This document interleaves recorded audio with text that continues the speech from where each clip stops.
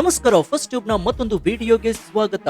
ಸ್ನೇಹಿತರೆ, ಮಣ್ಣು ಆಗಿದ್ರೆ ಎರಡು ಸಿಗೋದನ್ನ ನೀವು ನೋಡಿದ್ದೀರಾ, ಕಲ್ಲು ಕೂಡ ಸಿಗೋದನ್ನ ನೋಡಿರ್ತೀರಾ. ಆದ್ರೆ ಇಲ್ಲೊಂದು ಕಡೆ ಮಣ್ಣು ಅಗಿತಾ ಹೋದ್ರೆ ಬಂಗಾರದ ಗಣಿಯೇ ಸಿಕ್ಕಿದೆ. ಹೌದು, ಇದು ಯಾವುದು ಸಿನಿಮಾದ ಕಥೆಯಲ್ಲ ಅಥವಾ ಅರೇಬಿಯನ್ ನೈಟ್ಸ್ ನ ಕಲ್ಪನೆಯಲ್ಲ.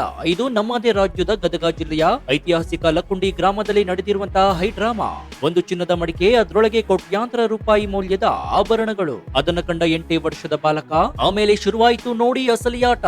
ಚಿನ್ನ ಸಿಕ್ಕ ಖುಷಿಯನ್ನ ಪಡಬೇಕಾ ಅಥವಾ ಆ ಚಿನ್ನ ತಂದಿಟ್ಟ ಸಂಕಷ್ಟಕ್ಕೆ ಅಳಬೇಕಾ ಅನ್ನೋ ಗೊಂದಲದಲ್ಲಿ ಆ ಕುಟುಂಬ ಸಿಲುಕಿ ಒದ್ದಾಡ್ತಾ ಇದೆ. ಅಷ್ಟಕ್ಕೂ ಲಕ್ಕುಂಡಿಯಲ್ಲಿ ಸಿಕ್ಕಂತಹ ನಿಧಿಯ ಅಸಲಿ ಸತ್ಯ ಏನು? ಅಧಿಕಾರಿಗಳು ಮೊದಲು ಒಂದನ್ನ ಹೇಳಿ ಆಮೇಲೆ ಉಲ್ಟಾ ಹೊಡೆದಿದ್ದು ಯಾಕೆ? ಅಲ್ಲಿ ಕಾಣಿಸಿಕೊಂಡ ನಾಗರಹಾವು ನೀಡ್ತಾ ಇರುವಂತಹ ಮುನ್ಸೂಚನೆ ಏನು? ಆ ಮಡಿಕೆಯಲ್ಲಿ ಇದ್ದ ಚಿನ್ನದ ಅರ್ಧ ಭಾಗವನ್ನ ಯಾರೋ ಲಪ್ಟಾಯಿಸಿದ್ದಾರಾ? ಹಾಗಾದ್ರೆ ಸಿಕ್ಕಿರುವ ಆ ಚಿನ್ನ ಕುಟುಂಬಕ್ಕೆ ಮತ್ತೆ ಮರಳಿ ಕೊಡ್ಬೇಕಾ? ಇದೇ ವೇಳೆ ಸರ್ಕಾರ ಆ ಕುಟುಂಬಕ್ಕೆ ಕೊಟ್ಟಿರುವ ಮಾಸ್ಟರ್ ಸ್ಟ್ರೋಕ್ ಏನು? ಕೈಗೆ ಬಂದ ತುತ್ತು ಬಾಯಿಗೆ ಬರದ ಹಾಗೆ ಮಾಡಿದ್ದು ಯಾರು? ಹಾಗಾದ್ರೆ ಆ ಮನೆಯ ಜಾಗವನ್ನ ಸರ್ಕಾರ ವಶಪಡಿಸಿಕೊಳ್ಳುತ್ತಾ ಅಲ್ಲಿ ಚಿನ್ನಕ್ಕಾಗಿ ಅಗೆಯುವ ಕೆಲಸ ಶುರುವಾಗುತ್ತಾ?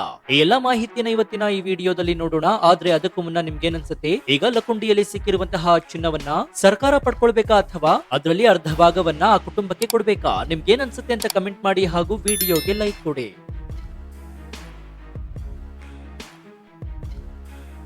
ಸ್ನೇಹಿತರೆ, ಕಥೆ ಶುರುವಾಗೋದು ಲಕ್ಕುಂಡಿ ಗ್ರಾಮದ ಒಂದು ಸಾಮಾನ್ಯ ಕುಟುಂಬದಿಂದ.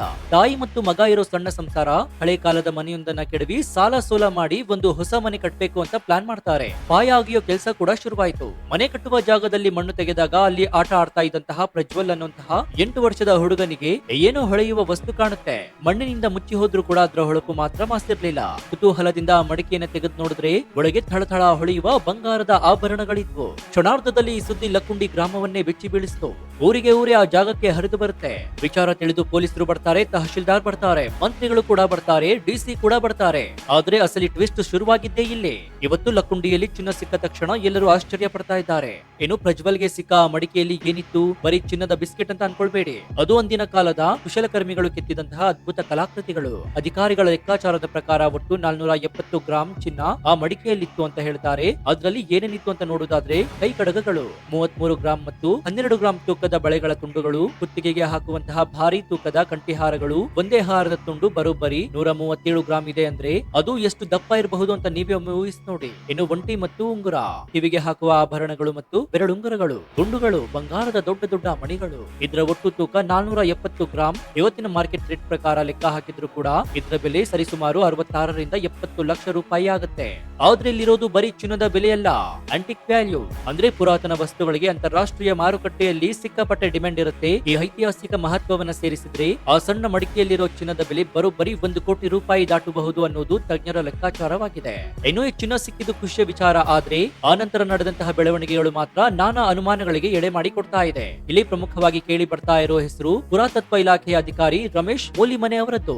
ಘಟನೆ ನಡೆದ ದಿನ ಸ್ಥಳಕ್ಕೆ ಬಂದ ರಮೇಶ್ ಅವರು ಮಾಧ್ಯಮಗಳ ಮುಂದೆ ಮತ್ತು ಗ್ರಾಮಸ್ಥರ ಮುಂದೆ ಒಂದು ಮಾತನ್ನ ಹೇಳ್ತಾರೆ. ನೋಡಿ, ಇದೇನು ನಿಧಿ ಅಲ್ಲ, ಇದು ಇವರ ಪೂರ್ವಜರು ಅಡಿಗೆ ಮನೆಯ ಕೆಳಗೆ ಅಥವಾ ದೇವರ ಕೋಣೆಯ ಕೆಳಗೆ ಕೂತು ಇಟ್ಟಿರಬಹುದಾದ ಚಿನ್ನ. ಇದಕ್ಕೆ ನಿಧಿ ಎನ್ನುವ ಹಣೆಪಟ್ಟಿ ಕಟ್ಟಲು ಬರೋದಿಲ್ಲ ಅಂತ ಹೇಳ್ತಾರೆ. ಈ ಮಾತು ಕೇಳಿ ಆ ಬಡ ಕುಟುಂಬಕ್ಕೆ ಜೀವ ಬಂದಂಗೆ ಆಗುತ್ತೆ. ಯಾಕಂದ್ರೆ ಇದು ನಿಧಿಯಲ್ಲ, ನಮ್ಮ ಪೂರ್ವಜರು ಇಟ್ಟಿದ್ದು ಅಂತ ಸಾಬೀತಾದ್ರೆ ಆ ಚಿನ್ನ ಆ ಕುಟುಂಬಕ್ಕೆ ಸೇರುತ್ತೆ. ಪಾಪ ಮನೆ ಕಟ್ಟಿಕೊಳ್ಳೋದಕ್ಕೆ ದುಡ್ಡಿಲ್ಲದೆ ಪರದಾಡ್ತಿದ್ದಂತಹ ಆ ತಾಯಿ ಮಗನಿಗೆ ದೇವರು ವರ ಕೊಟ್ಟ ಹಾಗೆ ಆಯ್ತು ಅಂತ ಊರಿನವರು ಅನ್ಕೊಂಡಿದ್ರು.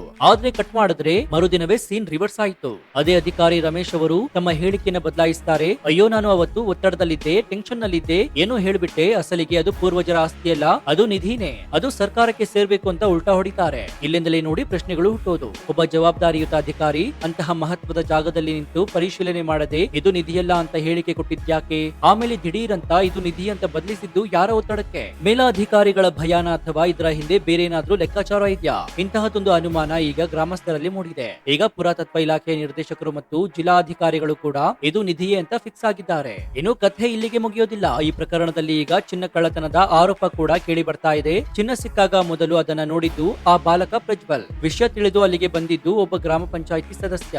ಈಗ ಪ್ರಜ್ವಲ್ ಅವರ ಚಿಕ್ಕಪ್ಪ ಗಂಭೀರವಾದಂತಹ ಆರೋಪವನ್ನ ಮಾಡಿದ್ದಾರೆ. ನನ್ನ ಅಣ್ಣನ ಮಗ ಚಿನ್ನದ ತಂಬಿಗೆ ತಂದಾಗ ಅದು ತುಂಬಿ ತುಳುಕ್ತಾ ಇತ್ತು, ಅಂದ್ರೆ ತುಂಬಾ ಆಭರಣಗಳಿದ್ವು. ಆ ಗ್ರಾಮ ಪಂಚಾಯಿತಿ ಸದಸ್ಯ ಆ ಹುಡುಗನನ್ನ ಮತ್ತು ತಂಬಿಗೆಯನ್ನ ತನ್ನ ಮನೆಗೆ ಕರ್ಕೊಂಡು ಹೋಗಿದ್ದ.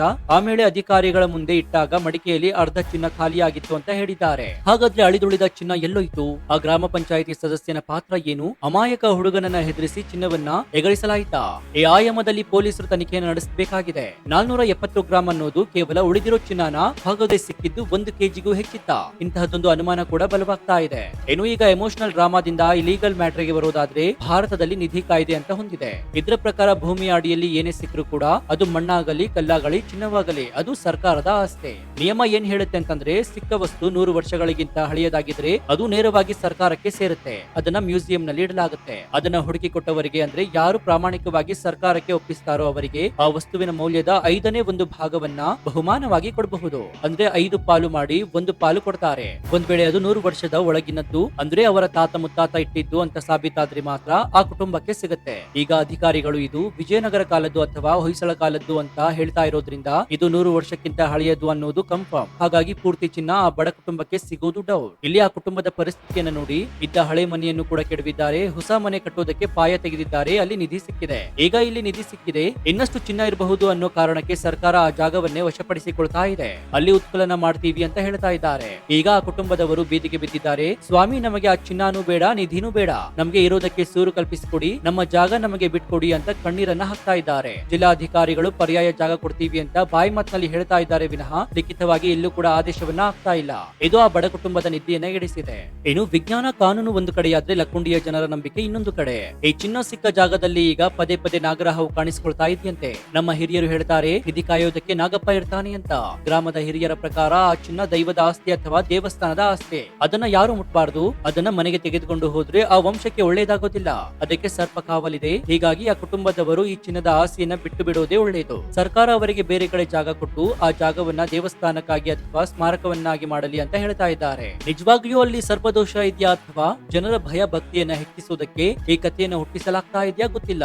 ಆದ್ರೆ ಆ ಜಾಗದಲ್ಲಿ ಒಂದು ಅತೀಂದ್ರಿಯ ಶಕ್ತಿ ಇದೆ ಅಂತ ಊರಿನವರು ಬಲವಾಗಿ ನಂಬಿದ್ದಾರೆ. ಒಟ್ಟಾರೆಯಾಗಿ ಹೇಳೋದಾದ್ರೆ ಲಕ್ಕುಂಡಿಯಲ್ಲಿ ಸಿಕ್ಕಿರೋದು ಬರೀ 470 ಗ್ರಾಂ ಚಿನ್ನ ಅಲ್ಲ, ಅದು ನಮ್ಮ ಶ್ರೀಮಂತ ಪರಂಪರೆಯ ಕುರುಹು. ಆದ್ರೆ ಇಲ್ಲಿ ಗಮನಿಸಬೇಕಾಗಿರೋ ಮುಖ್ಯವಾದ ಮಾನವೀಯ ವಿಚಾರ ಹೊಂದಿದೆ. ಆ ಬಡ ಕುಟುಂಬ ಆ ಚಿನ್ನವನ್ನ ಯಾರಿಗೂ ಹೇಳದೆ ಮುಚ್ಚಿಟ್ಕೊಳ್ಬಹುದಾಗಿತ್ತು ಅಥವಾ ಕದ್ದು ಮಾರಬಹುದಾಗಿತ್ತು. ಆದ್ರೆ ಅವರು ಪ್ರಾಮಾಣಿಕತೆಯಿಂದ ಸರ್ಕಾರಕ್ಕೆ ಒಪ್ಪಿಸಿದ್ದಾರೆ. ಅವರ ಆ ಪ್ರಾಮಾಣಿಕತೆಗೆ ಬೆಲೆ ಸಿಗಲೇಬೇಕು. ಸರ್ಕಾರ ತಕ್ಷಣವೇ ಅವರಿಗೆ ಒಂದು ಸುಸಜ್ಜಿತವಾದ ಮನೆಯನ್ನ ಕಟ್ಕೊಡ್ಬೇಕು. ವಿಧಿ ಕಾಯ್ದೆಯ ಪ್ರಕಾರ ಅವರಿಗೆ ಸಿಗಬೇಕಾದಂತಹ ಪಾಲನ್ನ ಯಾವುದೇ ವಿಳಂಬವಿಲ್ಲದೆ ನೀಡಬೇಕು ಮತ್ತು ಆ ಕಾಣೆಯಾದ ಚಿನ್ನದ ಬಗ್ಗೆ ನಿಷ್ಪಕ್ಷಪಾತವಾಗಿ ತನಿಖೆ ಆಗಬೇಕಾಗಿದೆ. ಲಕ್ಕುಂಡಿ ಗ್ರಾಮವನ್ನ ವಿಶ್ವಮಟ್ಟದ ಪ್ರವಾಸಿ ತಾಣವನ್ನಾಗಿ ಮಾಡಲು ಇದು ಸರಿಯಾದ ಸಮಯ. ಸರ್ಕಾರ ಇನ್ನಾದ್ರೂ ಕೂಡ ಎಚ್ಚೆತ್ತುಕೊಳ್ಳುತ್ತಾ ಅಥವಾ ಆ ಬಡ ಕುಟುಂಬವನ್ನ ಅಲಿದಾಡಿಸುತ್ತಾ ಕಾದ್ ನೋಡ್ಬೇಕಾಗಿದೆ. ಸೊ ಈ ಬಗ್ಗೆ ನಿಮ್ಮ ಅಭಿಪ್ರಾಯ ಏನು ಅಂತ ಕಮೆಂಟ್ ಮಾಡಿ ಹಾಗೂ ವಿಡಿಯೋಗೆ ಲೈಕ್ ಕೊಡಿ. ಜೊತೆಗೆ ನೀವಿನ್ನೂ ನಮ್ಮ ಚಾನೆಲ್ ಅನ್ನ ಸಬ್ಸ್ಕ್ರೈಬ್ ಮಾಡ್ಕೊಂಡಿಲ್ಲ ಅಂದ್ರೆ ಈ ಕೂಡಲೇ ಸಬ್ಸ್ಕ್ರೈಬ್ ಮಾಡ್ಕೊಂಡು ಪಕ್ಕದಲ್ಲಿರುವಂತಹ ಬೆಲ್ ಐಕಾನ್ ಅನ್ನ ಪ್ರೆಸ್ ಮಾಡಿ. ಇದರಿಂದ ನಾವು ಹಾಕುವ ಹೊಸ ವಿಡಿಯೋಗಳ ನೋಟಿಫಿಕೇಶನ್ ಮೊದಲು ನಿಮಗೆ ಸಿಗುತ್ತೆ. ಇದಾಗಿತ್ತು ಈ ಕ್ಷಣದ ವಿಶೇಷ. ನೋಡ್ತಾ ಇರಿ ಫಸ್ಟ್ ಟ್ಯೂಬ್ ಕನ್ನಡ. ಧನ್ಯವಾದ.